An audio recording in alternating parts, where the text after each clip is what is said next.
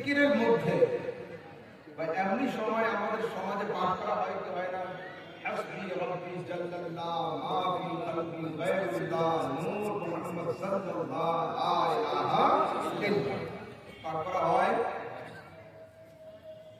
এই ছন্দের উপরে বাংলাদেশের কিছু মোরশা মাওলানা সাহেব মৌলভীও আর নিচে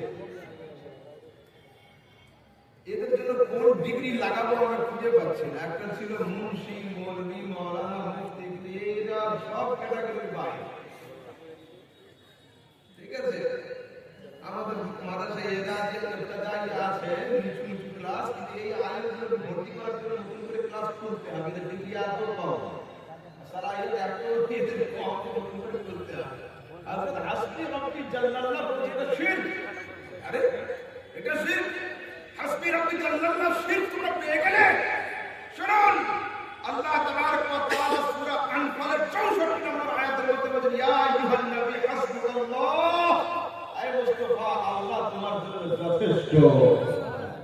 এইখান থেকেই তো আমাদের আসছে। এবার বলুন, বুখারী শরীফ হাদিস নম্বর 3466, মুসলিম শরীফ 6673 নম্বর হাদিসের মধ্যে আছে, তাকুল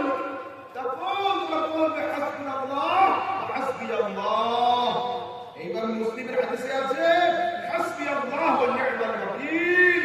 আলহামদুলিল্লাহ, সুন্নিদের কোনো কাজ শরীয়ত বিরোধী নয়। আন্ধে তো বড়ি দূর কি সুজি, নিজেদের চোখের সমস্যা কিন্তু দেখার চেষ্টা করে অনেক দিনে, মিজান মুসাফের খবর নেই আর শিরকের ফতোয়া।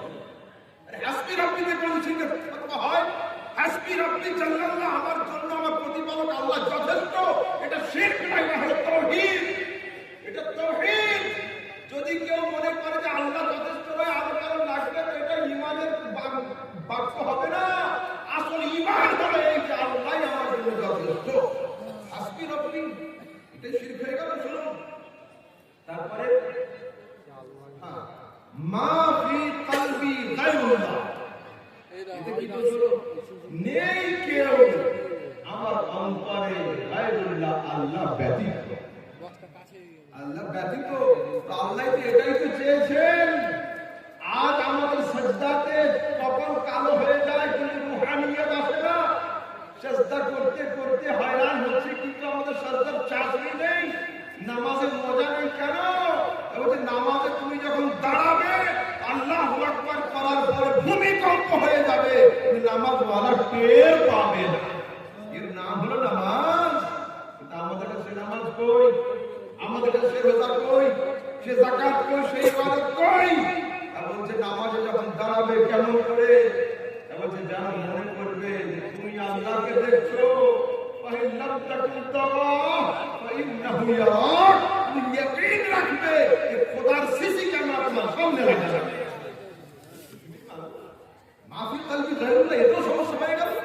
ওনার আগে থেকে যাই, তারপরে আসছে লা মাওজুদা ইল্লাল্লাহ। এটা তো আপত্তি। কেন? আরে লা মাওজুদা ইল্লাল্লাহ, একমাত্র আল্লাহ পাকের জাত ছাড়া চিরস্থায়ী কোন সত্তা নেই। এটা তাওহীদের বাক্য, শিরকের বাক্য নয়। এই বাক্য বললে মানুষ মুশরিক থেকে মুওয়াহিদ হয়ে যায়, কেউ কোনোদিন মুওয়াহিদ থেকে মুশরিক হয় না। ঠিক আছে, চলুন আগের দিকে যাই।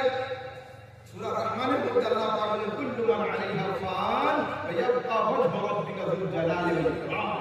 এই আয়াতের ব্যাখ্যা করলে হবে লা মাওজুদা ইল্লাল্লাহ, আল্লাহ পাকের জাত ছাড়া চিরস্থায়ী জাত কেউ নেই। মাইকের দায়িত্বে যিনি আছেন অনুগ্রহ অফিসে আসবেন করে। এই পাশ থেকে কিছু শোনা যাচ্ছে না, মাইকটা ঠিক করতে হবে। মাইকের দায়িত্বে যিনি আছেন এক্ষুনি অফিসে আসবেন। মাইকের হাল খুব খারাপ। মাইকের এত বড় জলসা, এত বড় এলাকার সবচেয়ে বড় জলসা, মাইকের হাল এই অবস্থা হয়। মাইকম্যান সাহেব তো বদনাম হয়ে যাবে, আগামী দিনে কেউ ভাড়াই নেবে না। তাড়াতাড়ি এসে ঠিক করো। তারপরে লা মাকসুদা ইল্লাল্লাহ, তার মানে কি? আমার উদ্দেশ্য, আমার মাকসাদ একমাত্র একটাই, যে খোদার সন্তুষ্টি, রিজায়ে ইলাহি আমার উদ্দেশ্য। এগুলো তাওহীদের বাক্য, এগুলো শিরকের বাক্য। তারপরে আসছে লা নাখাফু ইল্লাল্লাহ, আরে আল্লাহ ছাড়া হাকিকি ভয় আমরা দুনিয়াতে কাউকে করি না। এটা তাওহীদ, এটা শিরক নয়। বাংলাদেশের আলেমরা এটাকে শিরকের ফতোয়া দিয়েছে। মায়েদার 44 নম্বর আয়াত এবং সূরা আলে ইমরানের 175 নম্বর আয়াত খুলে দেখুন, সেখানে এটা পেয়ে যাবেন। হলো? আচ্ছা।